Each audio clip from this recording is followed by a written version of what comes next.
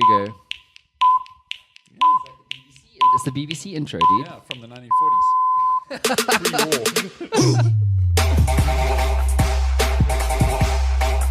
Pre-war. Cool.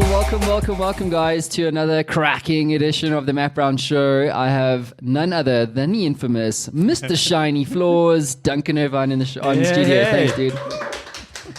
Thank you for that. No, you're welcome. Yeah. Thank you, bro. So it's interesting that you're here. I'll tell you why. Because I spent most of last year trying to get all the sharks from the Shark Tank on the show, and that's now happened. Yeah. And now I'm going deeper. I'm going into the trenches. To the guy that actually produces shows like Shark Tank and Strictly Come Dancing. Like, what other shows are people familiar with that you are responsible for? So on air at the moment, we've got Project Runway running on Mzansi. We've got, we're busy auditioning to start shooting in a couple of weeks' time. Come Dine With Me, 5th season of Come Dine With Me. What a show. I know. Yes, you would have thought so. I would have thought 50 seasons at least, you know, but I'm hoping. No, that's just sad, bro. Don't you get, isn't there like show fatigue? Like, what makes a show like that successful? I mean, come on, dude. It's some random people having dinner. No, I know. I mean, the premise is so simple. I mean, it's ridiculously simple. You know, it's not The Voice with spinning chairs and all these wonderful devices. Yeah. Wait. I won't do that. Wait. Okay, go. Yeah, turn and then, you know. Yes. Oh my God, you're amazing. I choose you. So, but what makes it work? Like, is there a formula behind this stuff? You know what it is? The fundamental formula for any show. It's like a drama or anything else. Matt Brown Show? It's casting, man. It's casting. Yes. So that's fundamentally it. I mean, you know, the rest is just mechanics. So on a show like Come Dine With Me, I mean, we spend a lot of time casting. You know, I mean, people apply and everything else, but then we'll literally go to their home, spend the day with them. They'll cook for us. We'll walk around their house. We spend a whole day with them, getting to know them and everything else. And so you do that with 150 people, so that you can eventually kind of whittle it all the way down. Uh-huh. And then the fun part is actually, you know, on a big wall, we kind of work out who we're going to put with who, because we hope for a particular kind of scenario. So you want to... Tension. Yeah, you want to find people who have one point of view and you put them in a room with people with a different point of view. Yes. You know, and I mean, that's what gets people talking, because instantly, you know, it's either, you know, it's something I disagree with or it's something I firmly agree with, and then you get that dynamic. So I love that. So when I do the live shows and so forth, it's like you get Rand Neuner with like Tanya Knowles or someone like that, or Fazam, who's a closet anarchist, and then Rand just being Rand, you know, and like the two of them will just hit it off. Like there's a panel of like 4 or 5 people, but they will literally dominate that whole show because they have different points of view. Yeah. But the reason why that's so awesome is because you get to the truth, right? You get people really quickly. Really, really quickly, and that's where the value sits. So why don't you take us back? I mean, you've just got such an incredibly distinguished career in media, TV, and we've touched on just some of the shows, but the young Duncan in his early 20s, right, hustling. Mnet was involved at the time. Yeah. Why don't you take us right back to the very beginning? How did your journey start? Sure. That's a good question. Okay, so way back in terms of like how did I even become interested in this kind of like video television space? Probably actually started when I was in high school, and I played quite a lot of sport, and my parents bought a video machine and they would film us kind of running or swimming or doing whatever we were doing. The camcorder. But it was one of those old ones, you know, with like the handle with a cable that went down into a recorder, and you put the VHS tape and How you far had to push back play is this? record at the same time. I mean, we're talking way back. You know? Way back. This is a throwback to, like the early 80s, you know, so like way back. Anyway, so I started filming things. I really enjoyed it, and I started editing stuff. I put 2 video machines, you know, next to each other, put in a tape, cut in the, you know, and I didn't know what I was doing, but started cutting some stuff, started filming some stuff at school. Entered a little documentary that I shot at Burke's Luck Potholes or something when I was about 16 or something, you know. So it was a hobby. It was really fun. And it's one of the things that I think is so important, you know, as an entrepreneur. You know, I remember I was about 15 and I went to a talk by a guy, and he basically said, if you can make your hobby your business, you know, you're guaranteed to be successful at it, and so it was just a hobby for me, and I did it. And then I finished high school, and then I went for some career guidance, and the guy basically said, look, either you need to do something in the arts or you need to do engineering. You kind of it's like so you can't be both. You can't be both. It's one or the other. Anyway, and I think my parents at that time were kind of worried that I might want to become a ballet dancer or something. So they just kind of skipped the arts. They were like, "We're signing up for engineering." Be a man, damn it! Yes, yeah, exactly. Build cars. So I signed up for engineering. But while I was doing engineering, I carried on. It was still a hobby. So great way to meet girls. I used to. Engineering was a great way to meet. Brad, you found your calling, dude. Engineering is slim pickings. But no, a friend of mine's sister had a model agency, and so she needed somebody to come. And she asked me to come and film when these girls did their little, their ramp exercise and everything. So what a cool way to meet girls, particularly when you're studying engineering. So I carried on filming through university. I then started another business, which was a bulk photographic printing business, which was something that I'd seen in the States and hadn't been done here. And that business grew really quickly through my sort of second year at varsity. In my third year of varsity, I franchised it. I took out a full page ad in the Sunday Times, sold franchises, got a whole bunch of franchises around the country. But now I'm running a business. Now I have staff. I'm like, And how old are you at this point? I'm 17, about 19, going on 20. And now I'm running a business. I got staff. I'm trying to juggle these two things, like third year varsity and everything else. And the worst part is you're trying to get laid. So how do you run a business and get chicks at the same time? It's amazing what you can juggle when you really want to, when you're motivated. Anyway, so I got to the end of third year. I wrote my exams. I crashed out horribly. I think I got rewrites for like 80% of my subjects. So I just thought, I can't keep doing this. So I dropped out and carried on running the business, but then got conscripted. So then went off to the Navy. When I got down to the Navy, just coming out of basics, I got called in to see the guy who headed up the naval unit, and he basically said, "I see here on your interests it says video," and I was like, "Sure," and everything else. He was like, "Well, we've bought these cameras and we don't really know what to do with them and everything else," and they'd started like this video unit, and so I joined them, which was pretty cool. So I got to film all over the country. Some of it was, felt like you were embedded in a CNN crew because some of it was not that pleasant, but some of it was pretty cool. So I carried on. So I got to shoot more stuff, edit more stuff. It was really great. And then when then Mnet started, and they were about a year old or so, and I started freelancing to them and got involved with Mnet. So that's kind of how it evolved. How Rapid Blue, the business, started was that at Mnet, I started about a year into Mnet. I was part of a team. I was the acting manager because I was a freelancer. I couldn't be the real manager. And we had a team of people, small group of us, started with 4 of us, and then it grew to about 14 of us. And I did a management buyout. So I went and I built a business model, and I went to the CFO at the time, and I said, "Look, I've got a model where if you let me take my whole team out and you loan me some money, or you loan me all the computers and the desks and everything else, I can give you the same, if not better service for less money." So that kind of worked out this whole model. And he was like, "Looks good." And within a week or two, he said, "Yeah, we think we can do this thing." So how many people left Mnet to go and start Rapid? Well, we were literally all freelancers because it was basically the Mnet on-air promotion team. We did all the promos that said, watch the movies, watch the sport, that kind of stuff. And all the station design, the Supersport S, the KTVK. So you guys are responsible for the Ribbon M. The Ribbon M thing. The Ribbon M, and did all of that.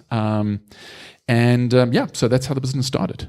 Crazy, man. What was how old were you then after your first management buyout? So I was about 24, I think. Okay, great. 24, 25-ish, somewhere. So you're earning your stripes. At that time, if you cast your mind back, how did you have such a entrenched belief in yourself and to back yourself to pull a move like that? Because, you got to have a seriously decent sized set of cojones to basically go to Mnet and go, "Okay, bro, I'm taking literally your money while I'm freelancing for you. It's like Mav coming to me and going, hey, give me $1 million or whatever. I'm going to take like 10 of your stuff and I'm going to do like a production creative studio called Digital. I mean, like just crazy. Yeah. You know, where did you get that sense of belief from? So, look, I mean, I think, I was listening to your podcast with Kim, and you know, right at the end, you were talking about, essentially it's the, are we born with it, or is it something we can learn, and I think you said that you don't believe that you're born with it. It's certainly skills that you can learn, but I think, look, I mean, the first time I tried to sell something to somebody else who wasn't my family, I was about 5. So I nobody taught me anything. You definitely fall into the born with it. Yeah. I grew up on a farm, and I went and fished. Caught fish in our little farm dam. I'm pretty sure I probably cooked them alive, but anyway, put them on a fire, hung them up on the barbed wire fence, sat next to our little farm stall, and when people pulled in to buy citrus and things like that, there I was sitting on my little brick trying to sell them fish. Buy my fish. I will be independent. I was probably 5 or 6 at the time. That's crazy, man. But also all the way through high school, man, I ran so many. Primary school, I probably ran 5 or 6 different little businesses. So hang on, wait. Let's talk about your parents here, because they must have been instrumental in that, right? So, I mean, I love this question, but what was the greatest lesson your father ever taught you? So I had a really interesting parental dynamic in the sense that my mother was very much the entrepreneur. So she was starting businesses kind of left, right, and center. My father was like, he was just the consistent. He had a job. He worked for a big organization. He was in management. So he was the annuity income. He was the regular. Every month we know we're going to get X. The safety net. And my mother was like, doing her thing. So, I grew up on a farm. My mother started a wholesale nursery, and just grew it and grew it and grew it and became a really good kind of business. When we moved closer to the city, because it was just getting harder for my brother and my sister and I to go to school and do sport and stuff, traveling like an hour to get to school every day. She started an estate agency. She opened one of the first video rental businesses. There was a bunch of things that she was doing. So I think that's the kind of dynamic. So she was always kind of pushing the envelope. Do you think you take more after your mom or your dad? I think I've got a bit of both. Okay. I got a bit of both. And I can see it, I mean, my mom, as I said, she's incredibly multi-talented. She used to watch TV and type and knit at the same time. She had like an electric knitting machine going with her foot on the pedal. She'd be typing like 100 words a minute, and she'd be watching a drama series, kind of like every now and again looking down. And cooking dinner. And and I guess what I get from her as well is just like a low, I get bored quickly, with stuff.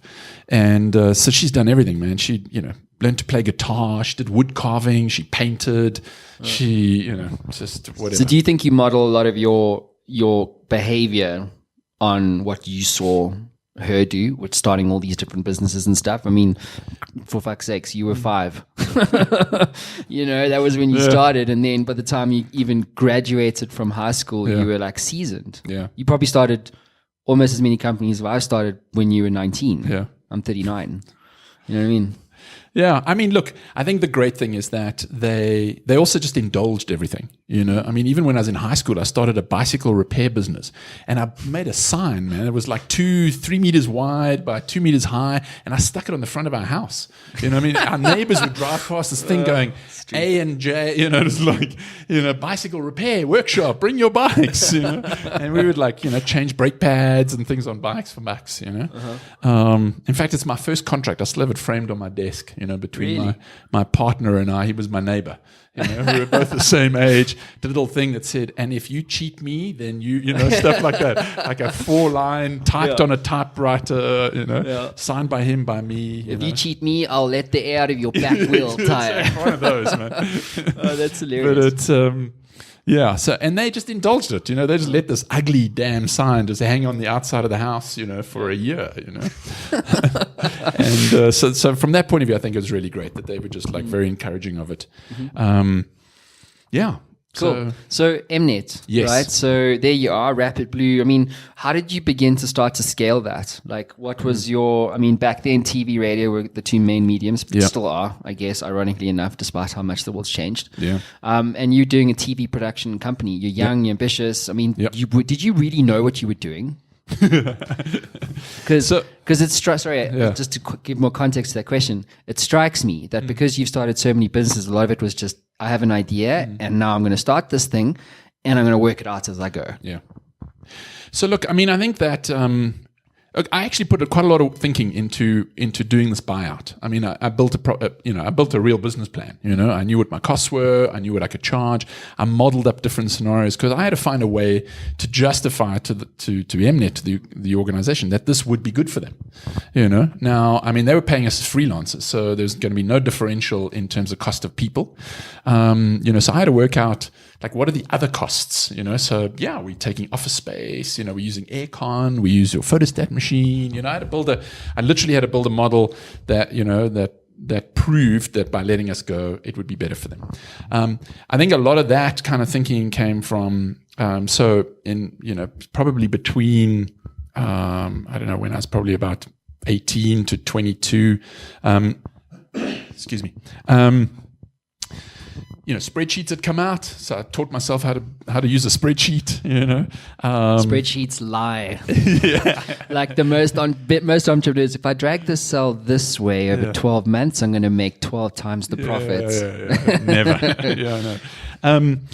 No, so it was that. I mean, I've always been a prolific reader.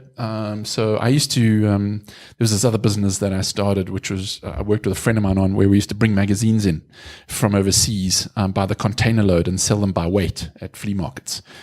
So you'd pick up magazines, put on a scale, you just pay for the weight. And I can tell you the story of that. There's a whole backstory of why that was a good business. But and in the end, CNA didn't like us, so they shut us down. What do you mean they shut you down? Well, initially they really didn't like what we were doing because we were bringing in international magazines. So they were bringing in international magazines. Our magazines were like maybe a month older than their magazine. But we were selling it by weight, which was a third of the price to the list price that CNA had on shelves. And the reason we could do that is because we were buying the magazines as scrap. So in the UK, when they took all the magazines off the shelf and they sent it to the pulper, we'd go to the pulper and say, just bulldoze all those magazines into containers and ship them to us. So we were buying magazines by weight, by the weight of the paper, and not by the, so we weren't paying for the brand or anything else. Anyway, so when they couldn't shut us down, what they did is they got a hold of all the suppliers in the UK and said, you got to shut down this loophole where these guys can buy the magazines, and so that's how they shut us down. So just before we dive into quote of the day, how long did that last, that particular venture? About 2 years. About 2 years. And what happened? Well, we grew it. I mean, it was in a number of flea markets. Then we opened retail stores. We had about 5 different retail stores. We called it Euromag was the name of the business. And you would come into the stores and it was just tables, like trestle tables just piled with magazines. You just wade through it and there was just like a till and a scale, and that was it.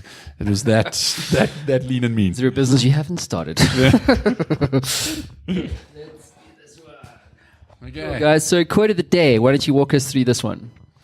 All right. So proximity is power. And the smiley face. Don't forget the smiley face. That's a very pretty smiley face. Well done. Super positive. Proximity is power. What's the deal with that? So the deal with proximity is power is that is the fundamental concept that you are the average of the 5 closest people to you. So if you think about who are the people that you spend the most time with, and if you to kind of like write that list down and say, of the 5 people that I spend the most time with, then have a look at those people. And essentially, you are the average of those people. So fundamentally, if you're hanging around with losers, you're going to be a loser. You're hanging around with people who are superstars, that's what you will become. Who do you hang around with? So, I mean, I knew you would ask. So. Thank you.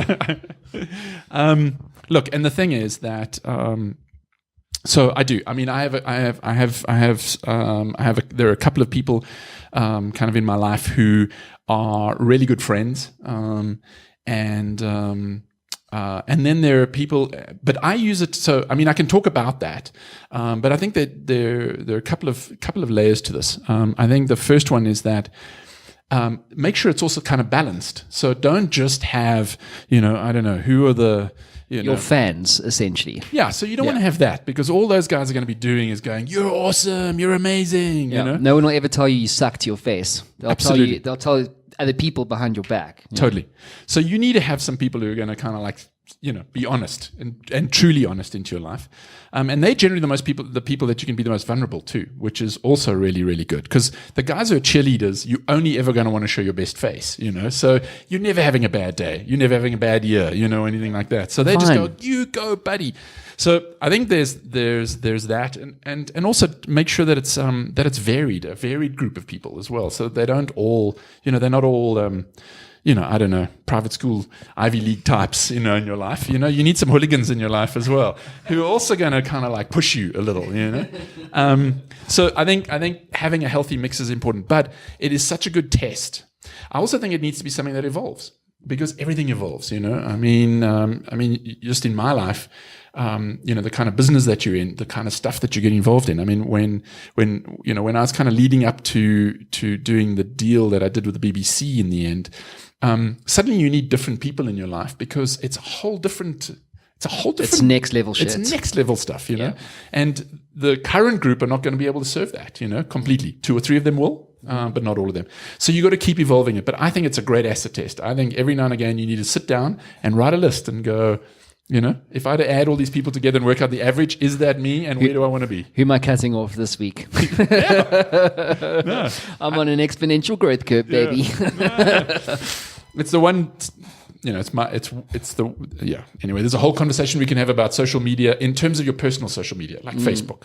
Like, who are your friends on Facebook, and how are you making that decision? Yeah. Are they really your friends? Are they really your friends? Are they really? I mean, I'm quite brutal on LinkedIn, for instance. I mean, just for my own benefit, which is that I don't accept anybody on LinkedIn if I've never met them. Dude, you wouldn't even accept me. I'm joking. I don't remember getting an Yeah, no, but it is true though. I mean, I've got a whole show with Vic Williams coming up next week, all about LinkedIn and stuff like that. But just on that, and because this is a whole thing around kind of networking, building your kind of brand one, but also building your network, right? So if you cast your mind back to Mnet in those first year or what have you, like network was a big deal. It still is. We had that chat, I don't know when it was, months ago, and I said, how long did it take you to get to a point where you literally phone a major broadcaster like the BBC, for instance, and this was even pre your deal with them, and you say, I'm going to do this show. And they go, sweet, how much? And they just want to do business with you because your reputation, your cred in the thing that you do better than anyone else didn't require marketing and sales. It's, I am that guy. Yeah. Right. That took 25 years to do. Yeah. Something like that. Yeah. Yeah. So yes, there is a whole conversation to be had around that. Sure. But if you go back to Mnet, because I want to talk to you about that more specifically, how did you go about building that reputation? Quite simply this, which is that what we've held always is the quality of our work. I know it sounds a little cliched, but we truly have. So the killer in the television industry at the moment is that what broadcasters, here's an example, what broadcasters are paying for drama now, today, is exactly what they were paying for drama like 12 years ago. In Rand terms, exactly the same number.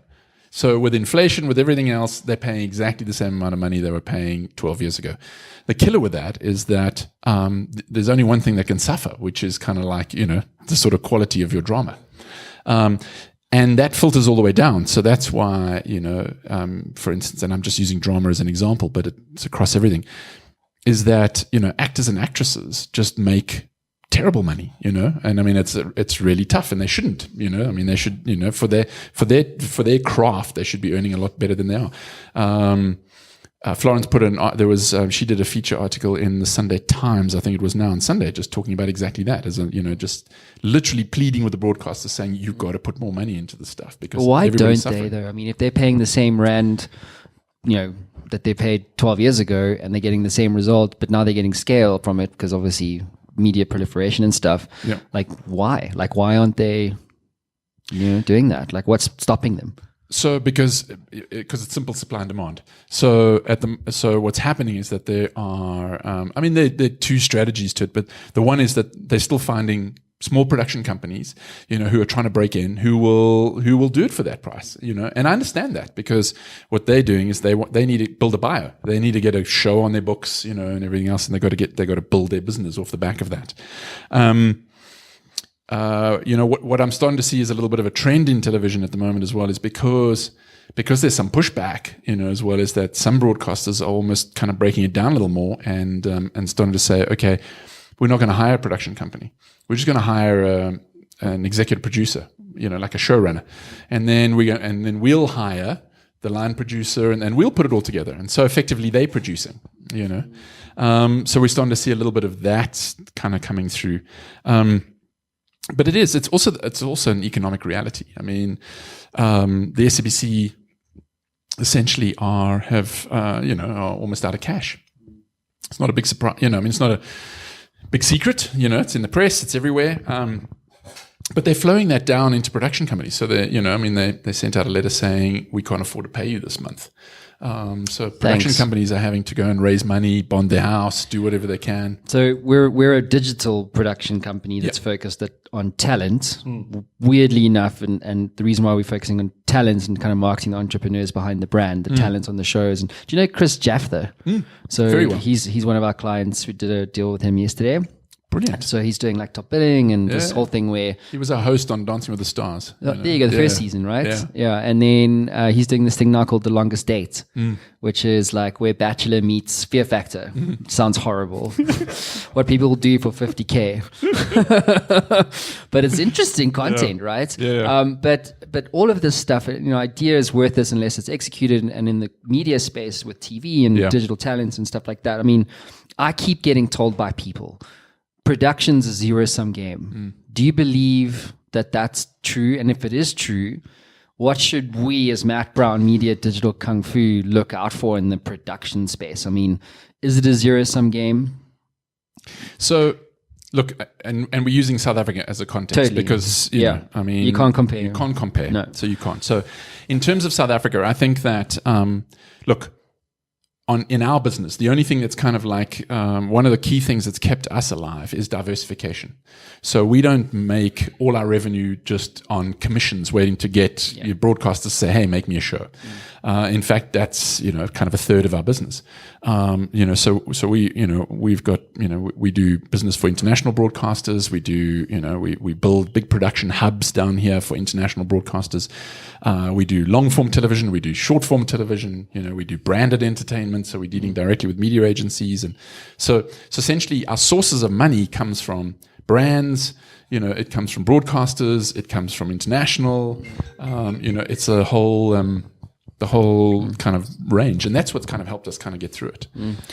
How do you approach that though? Because so for us, we do talent, we do brand films, we do events, we do conference brands, which is going after sponsorship cash, I suppose the same money that you sell, just at a much bigger ticket. So when an entrepreneur is listening to us right now and goes, holy shit, I need to diversify my revenue streams, how does he go about identifying what is the right revenue stream? Do you grow where you planted? Do you diversify completely into adjacent markets? Like, what's your experience there? Yeah. Big one. Big one. Big one. Look, I think you need to play to your strengths. We spoke a little bit about kind of what differentiates us, and I said it's a bit cliched, but quality. And we absolutely held that. So we turn down work, if we don't believe that we can deliver it at the level that we think we can deliver it at. And as a result, so that's part of it. So part of it is that when we walk into brands, and I put up the shows that we do and everything else, everybody sits there and goes, oh, I know those shows. I've seen those shows. And you're really halfway through the door. Now they have confidence, they go, okay, these guys know how to make content, So, and that's exactly how I grew it internationally, but I had to get on a plane. I had to go overseas. I had to spend, I've been traveling to the markets in Europe for, nearly 20 years now. I mean, you had a New York-based production studio also. I mean, how different are we talking actually when it comes to production specifically? When you look at South Africa and America, is your whole process different? Is the way that how different is it internally in the business, but also externally? Yeah, look, the scale of it is just insanely different in terms of what we do.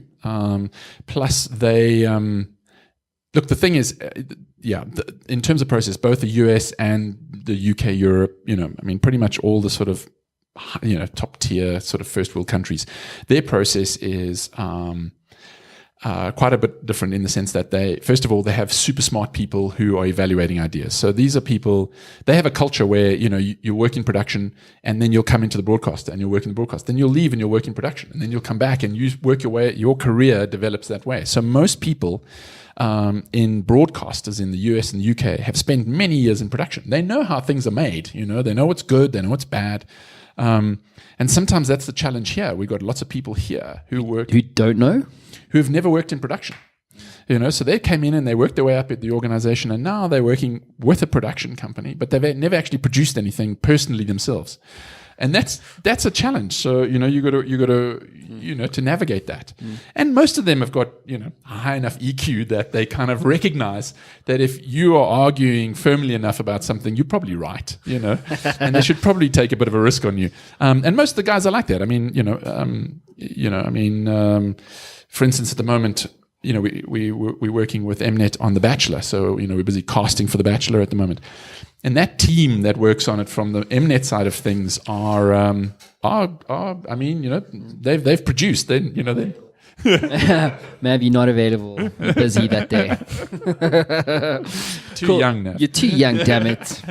You got to pay your school fees, bro. Yeah. Cool. So let's dive into Knockout Punch. So Duncan, your top tip, dude, for entrepreneurs. What's that one? My top tip for entrepreneurs. Come on, it can be anything, man. The thing that you potentially think is like a thing you've applied in your world that will work in theirs. Look, and I think so here's my tip. My tip is, and this I've learned from personal experience, is that you need to sit down and reevaluate your own, kind of the value that you bring to your own business, on the basis of saying, like, out of all the things I'm doing, what am I really good at? And that's an evolving thing. If you look at my career, I started as a cameraman, kind of like filming things, and then I moved into creative and I became a director. And then I realized I'm actually not such a good director, because I looked around and the guys who are directing with me, like, they weren't working as hard to make great stuff, and I was working my ass off. So I was a little bit like, I get this thing, I can do it, I moved across to producing, I started producing, and then, you're a creative producer, and then I moved across into executive producing, and now literally, like, I'm hardly involved on productions, So even though I've got like 28 years of experience of productions, I know how to cast, I know how to do everything, but I got really great people who know how to do that. So now I do what I really enjoy currently, which is kind of like cutting deals, finding business and cutting deals, and structuring interesting deals, and and that side of things. So that's pretty much all I do. So the tip is evaluate your skill set. If you hang on to, like, I'm also, and I did it for a while. I was like, no, I'm a great cameraman, and everything else. And then the footage would come back, and my poor editor would be sitting there going, he'd be dumping all my stuff, and I'd be sitting there going, actually, you're right, Yeah. And then I was like, okay, call it quits, move on. So don't fall in love with your own bullshit, basically. Exactly. Okay, you can ring that bell now. Okay. Cool. So let's talk about the actual shows themselves. So you were talking about, the Shark Tank I want to talk to you about, and how you casted, Ran and everybody else.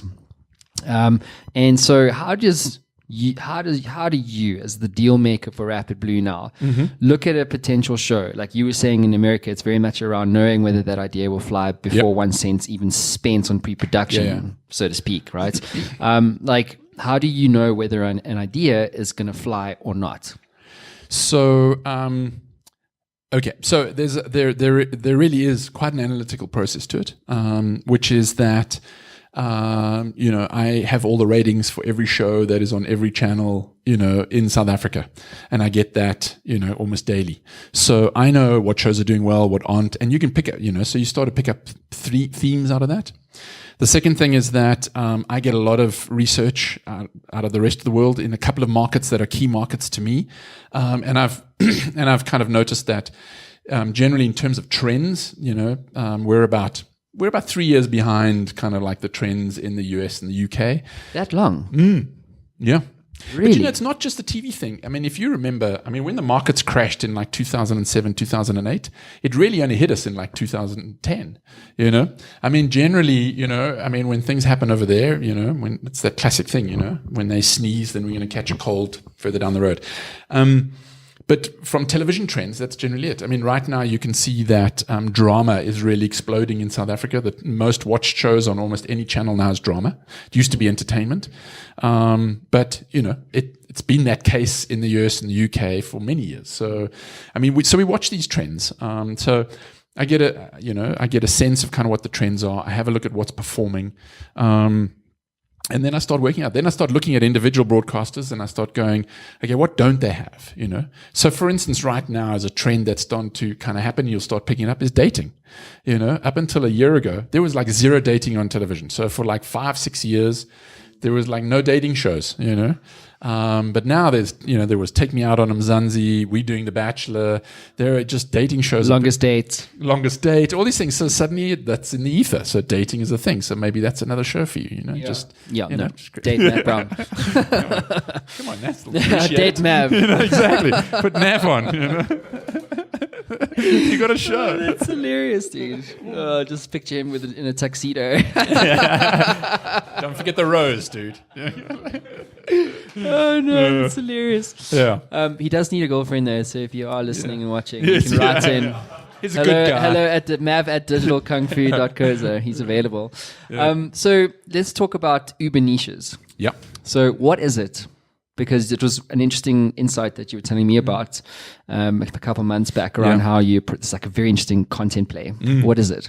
So the concept of Uber niches is that, so firstly, let's understand where it's kind of coming from and where it's been driven from. So where it's been driven from primarily is in the SVOD space. So SVOD is, which is subscriber video on demand.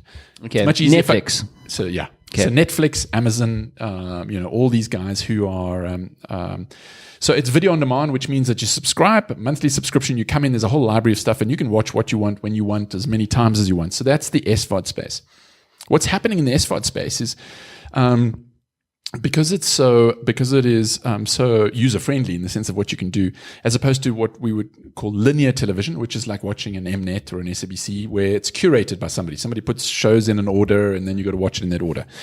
So what's happening in the SVOD space is that they're trying to find out, so they're about making money. So it's like, how do we bring more people into our space? And how do we compete with linear television? So, if you like Big Bang Theory or whatever it is, it's out there, man. You can go and watch it on Comedy Central. You could find it anywhere you like. And they're going, okay, cool. So, so we're not going to do a Big Bang Theory because we're competing with the free TV guys, So how do we do this? And particularly people like Netflix, I mean, the amount of research that they have and the data they have, because when you come on, they know exactly that it's you because you've chosen your icon. Mm-hmm. They know what you've watched. They know how long. I mean, they use, they have so many fantastic algorithms in terms of whether they renew a show, in terms of how many minutes you watch, how many episodes you watch. Did you binge watch it? Did you come in, go out? Why did you come in, go out? They analyze everything. Anyway, this all comes down to the concept of super niches. So these Uber niches are now starting to be identified, and we're starting to see it very much in the digital space. And what it is that, so what they'll do is they'll say, okay, there are these, let's come up with some, like emo heavy metal fans, okay? So, yes, they're like, they're antisocial, they're very self-involved, they wear hoodies, they don't want anybody to see them and everything else, but they love heavy metal music, man. So they go to concerts and they sit right next to the speaker, and there's this group. And so what they do is they start saying, okay, here's an interesting group. Nobody else is really serving these people, because, so let's create content specifically for them. So on Netflix, some of the examples of shows would be things like Transparent. So how do you... They're the first people to do a show about transgender, and have a transgender lead, in the show. Totally. Or Mr. Robot. Like Mr. Robot, if you're a hardcore hacker and you love that world, that's a show that like seriously ticks every box for you, Nobody else is making shows like that. There was Black Hat and a couple of things, but they're very vanilla Hollywood. So they're making shows for these Uber niches. And I think that's the kind of space. I think podcasting plays to Uber niches, But what a podcast is talent. It's about the talent that makes it work. Yeah. Totally. Yeah. Yeah. But sometimes it's the topic. So New York Times did the thing called the Caliphate. So there was a 12-episode podcast called The Caliphate, which is all about, it's one journalist's kind of really trying to understand ISIS, and it's probably one of the most powerful podcasts I've ever listened to. It's like a drama series. I was crying in one episode. Were you? Yeah. Oh my God. And you find out what happened to the Yazidis, it's just like, I was like, you've got to be just hardcore. What's your favorite season show ever? Come on, I have to ask you. That's too hard, man. Come on, dude, pick one. First one comes to mind. Go. Of television? Yeah. Jeez, I don't know. Netflix. I don't know. What are you watching? I watch so much. What are you watching right now? Well, what I'm watching right now is also just tied into what's kind of current and happening right now. So I'm watching everything from Handmaid's Tale, Mav's nodding his head in approval. Cool, dude. So let's dive into the Injustice League. My favorite part of the show. We can clear these cups away. So Duncan's got swinging some shit in the studio. So Duncan, what is the one injustice that you see in the world that you feel you just want to get off your chest right now? Well, and look, fundamentally they're a bunch. I mean, there are a whole lot of them. But I guess right now, and mainly because I think it's also because it's it's happening right now, and I know it sounds a little cliched, and I think it should be everybody's, is corruption. Totally, man. I see it, broadly in my business. You kind of pick up on it every now and again, not so much in South Africa, but, in other parts of Africa.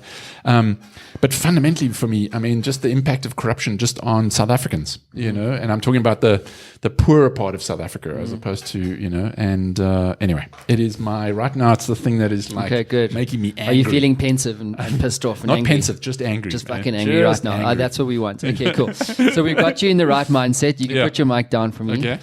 So in this box, I have some corruption coins. It's a new cryptocurrency that we're launching on the show. Corruption coins. It's crypto. It's making me really worried. Corruption cryptocurrency. So my son's been in there, so he's already eaten a lot of these crypto coins. Can I reach in and take one of these? You can, but what we're going to do is we're going to pour all of these out. Okay. Over there, like so. So this won't fly off the table, so you're good. You can put your mic down. I'm going to move this chair back so you get a bit of a free arm swinging space. And then I want you to... By the way, just full context here. So Duncan said to me, we've been talking about some other stuff, and he was like, dude, I was like, yeah, show's got to be informative, educational, entertaining. And he was like, yeah, but 80% entertaining. And that was why the Injustice League exists. So thanks, brother. Appreciate that. Pleasure. That's all your fault. And that's why you're here. So this is going to be a very special Injustice League. So you can put your mic down, and then you can just smash the hell out of these corruption coins. Because I think... And you know that this is a trend, hey? What's this? Have you heard? I mean, so in television and in the world, is these, there were the escape rooms. There were like for team building, you'd go into the room and you'd find the clues to try and escape. Well, the new one is like these anger rooms where you pay like an hour and you go in there and you can just smash everything in the room. Seriously? Yeah. They've even got statistics of like what people want to smash the most. And it's printers. Printers are the thing. Yeah. You pay and you come in, you say, I need 2 printers, man, at least 1 photostat machine, like a mannequin that looks like my ex-wife, and a couple of them, and they stock it, and you walk in there and you smash the place to pieces. And now they've turned it into a TV series. Do you want to smash this? No, because that just looks as scary as anything. Do you? Look at this. This is our corruption dude. In fact, you know what? Let's smash. You can smash the coins and the corruption man here. So there you go. There's your bat. Right. You can put that mic down, and then feel free just to go to town on it. Hey, I want to get at least 3 good strikes from you. Okay, go 3. I'm really worried. I'm going to aim this one at the camera. Yeah, please. Okay, go. Go. Just lunge it, bro. Lunge it.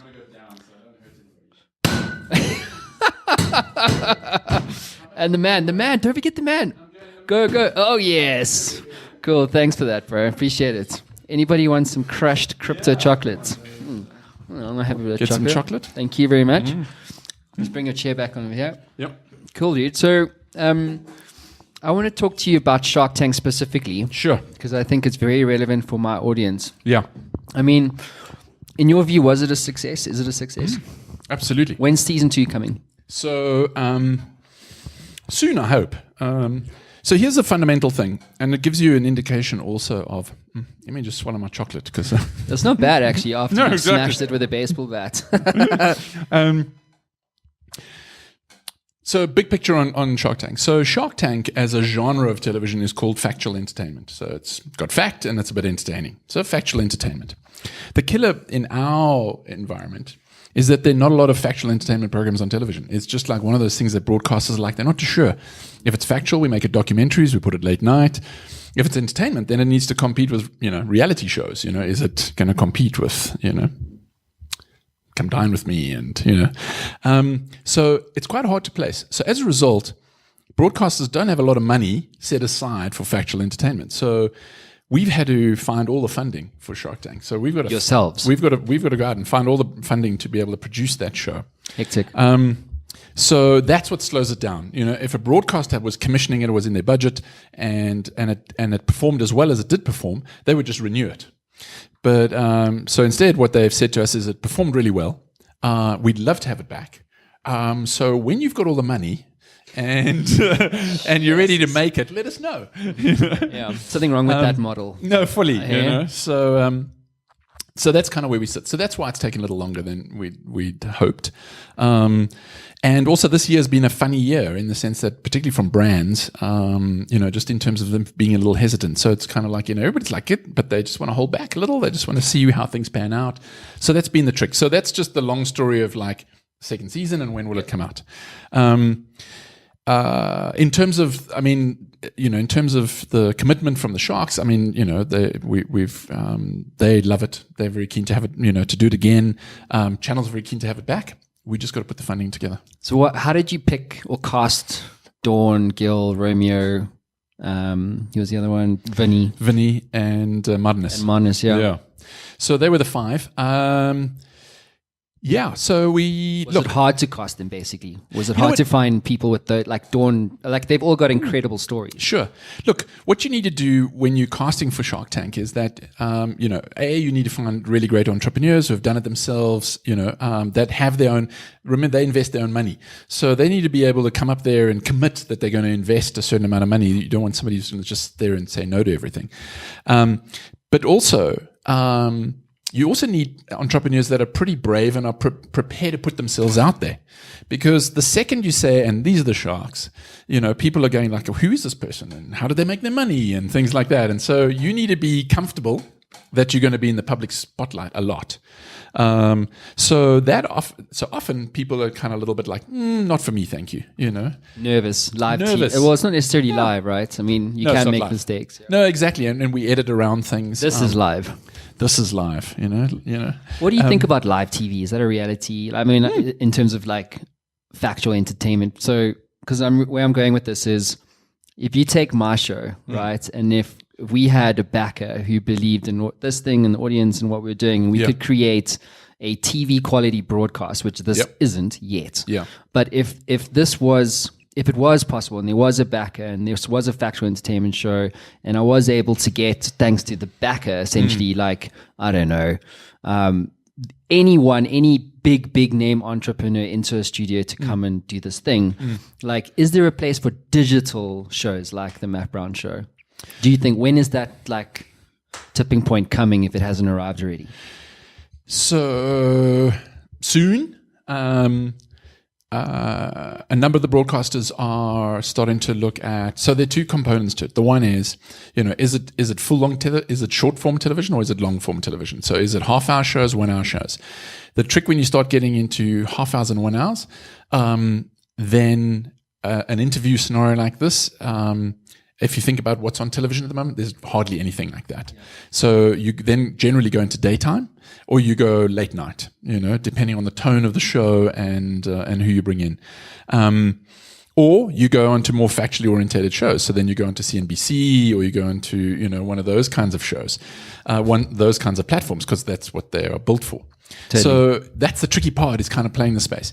In the shorter form space, I think that is opening up more and more and aggressively, in the sense that there's more and more opportunity in that space. And I have no doubt that quite soon you're going to start seeing some short form content on people like Showmax, and because you can see it. I mean, even on Netflix, they run short form, particularly in the factual space. They'll have 10 minutes, 15 minutes, because on SVOD nobody cares on the duration. It's all about the content. Totally, yeah. Okay, let's get some Q&A. Mav? No Q&A. I can't pitch Duncan today. Oh, we're not doing Q&A. We're doing pitch Mr. Irvine. Ah. Okay, cool. Duncan's tucking into some more chocolates. So basically, I thought it'd be really fun to have a segment called Pitch Mr. Irvine. Okay. So I went out on social media prior to the show. I said, hey guys, if you've ever wanted your own TV show, now is the time for you to pitch it. So let's do this. Mav, where you got your mic? Cool. So we're going to hear the idea. And then I'm going to ask you just take that bat, and if it's a yay, you can ring this bell, this here bell. With the bat. No, you don't. I'm too close. Damn it. I'm too close. Up the bat. But ring the bell if you like the idea. Okay. And you can just hit the ball off the table, throw it at Brad if that's better. Throw a coin at him. Just so that we normalize this for everybody about pitching shows, that the chance of me saying yay is about a 1 to 3 shots. So I'm going to put 3 nays. Okay, cool. So you're lining up the baseballs. Alrighty, cool. Mab, over to you, Bud. Yeah. Steven's idea is leftover food distributed to people in needs. What? Leftover food distributed to people in needs as a company. Okay. As a business idea. As a TV show or business idea? Business idea. As a business idea. Look, I subscribed to an email called The Hustle. I don't know if you guys have had a look at it. But about 2 days ago, they had an article on a company that does exactly that in America, and they raised like $200 million. So I would straight away say, I think there's an opportunity. Again, I'm going to use my 3-year kind of trend analysis and say, maybe not now. Okay, so let's bring that back into context. So a reality show about a business that does that. So that would be a no. So you can throw that ball at Brad. No. Good catch. Harder next time. Okay, Brad's invincible, dude. All right, cool. Okay, TV shows. This one's from Mav. I think he works for Mapron Media. His TV show idea is called Meet a Hustler. It's a random sort of setup where you meet a hustler you haven't met before, an entrepreneur. Mm-hmm. You come there and he advises you. You can have coffee, and it's a TV show. Like half an hour, and just talk to you, tell him your idea. So, I think there's a space for that. Yeah. I would tweak that a little. I wouldn't make it a coffee. It's too static. If this person is already an entrepreneur and they're already running a business or they're a startup, I would then shoot it in their space. Because often when you're just walking around having a look at stuff, you'd be already going, okay, you got 12 people. Do you really need 12 people? Whatever it is. So, it's, I would do that. But it's, there needs to be some jeopardy in it, So if it's going to be a reality show, there needs to be some jeopardy. So it can't just be an interview. It needs to be either the guy's got some money and he's prepared to invest, and so he's now going to decide whether he invests or not, and you either get the money or don't get the money. There's got to be some kind of level of jeopardy. Yeah, or a carrot and a big stick. Yeah. I think people's got more business ideas though than reality TV shows. So okay, well, let me business ideas. Okay, so you can just ask the guys to submit some stuff. So I have one. Okay, you ready? So this is gonna rock your world, dude. It's a total home run. Okay, I've seen this happening. This is gonna go international, 180 countries. You ready for it? Okay, here it goes. So at the traffic lights here in Joburg, right? You've got many on the weekends and less so in the week. But you get those kids, the street kids, I don't know like township kids, I don't know what you call them, young kids with boxes, and they're all dressed the same, boxes and crates and all that kind of stuff, and they do that dancing and what have you. Pansula, is that what it's called? Yeah. So what about a TV show on the SABC? So we're not going purely DSTV, but SABC, and the idea is that you're trying to find the best team, the best, they're kind of like, it's pop star reality type story, but in the context of street arts. Okay. And they're up for grabs is like 500,000 Rand or whatever, right? And they get to basically perform at an international school, whatever the case is. But essentially it's like X Factor, but for choreographed arts, but from the street. What do you think? Well, are you ringing that bell yet? No, because there are 3 shows that do exactly that. No! So just in different kind of forms. So So if you're talking purely about dance, there are shows already. If it's about with art, the crates, dude, come on, that's legit. yeah, but the crates are And like they a do legit that part of thing, and Pantsula then dancing. They bring them out. That's part of Pantsula. But why the isn't it hat, on TV? The hat and the fast footwork and the crate. Yeah, is, that's ledge. Yeah, that's it's impressive. Pantsula. I always tip them. You got to go. There are some amazing. It's proper. There's a choreographer that whenever I need Pantsula, he's called Lefty. He's phenomenal, and he's got like he's got like schools of Pantsula. So he, if we ever have a show, we give him a shout and he brings them out. And, Really? Yeah, and we kind of profile some of his dancers. And, So that was a really bad idea. no, it's a great idea. Is it? It's just not an original one. So PC. So PC. You can actually throw that to both of those balls at Brad. Sorry, Brad, it's my fault, dude. Cool, dude. So you obviously just sold a portion of your business to the BBC. We can't say what and for how much and all that kind of stuff. But why did you do that? Are you moving towards something else? No, I think it's two things. One is that it's part of this whole. I spoke a little bit about diversification. And so part of it is built around that. The second thing is that they're a phenomenal partner to have. They have a global network. We are now part of an international production, family and team. We work really closely with them in terms of making shows for them. They in terms of just our ability to compete in our market and internationally, they really help us lift our game. They're a great brand to be associated with, but also, they have people in every single country in the world. They have, we get great legal support, financial support, and it's part of like saying, how do we compete on an international basis? And so it was part of that strategy is to kind of say, how do we, that scale thing, like how do we step ourselves up to the next level? Mm-hmm. Are you still hungry? For success? Sure. You got fire in you, right? Yeah, absolutely. What motivates you? It's a good look. Fundamentally, I'm sorry, dude. You'd have the biggest TV production company in Africa, probably, and you've got just done so many awesome things, and yet you're still going at it hammer and tong. Sure. Why? Because I still love it, man. I think it's that classic thing, if you wake up and, that cliche thing, you wake up in the morning, if you don't feel like going to work, then you got to get out, I still wake up every morning kind of like, I'm focused. I'm already thinking about what I need to get done, who I need to see, who I need to call, and get out there, And I still, the beauty with media is that it's ever evolving, It's not like, I was about to be, derogatory about like manufacturing and saying like if you had to make tin pots, you're just making tin pots. All you're thinking about is like, can I make the same tin pot, cheaper? But in our world, it requires, the space is fantastic because it's creative on every level. Business deals, how you structure things, how you finance things, the people that you bring on board, the talent you choose, everything of it. Every time it's new. So every time you do a new show or a new project, everything's new, So you've obviously every entrepreneur has made like countless number of fuck ups and mistakes on their journey. Yeah. Like, what's one that really jumps for you as a real like, oh my god, I can't believe I did that, and one of those whoopsies. And what did you? If you could describe what that is and tell us like, what did you learn from that personally? Sure. Wow, I have so many. Yeah. So maybe let's just talk about like in the last couple of years, as opposed to the litany of kind of failed ideas. All the other ones that businesses. molded together to create that thing that keeps you up at night. No, because what the thing is, if you don't learn from a mistake, then you really are an idiot. So hopefully there are none that are repetitive mistakes. Look, I think more recently,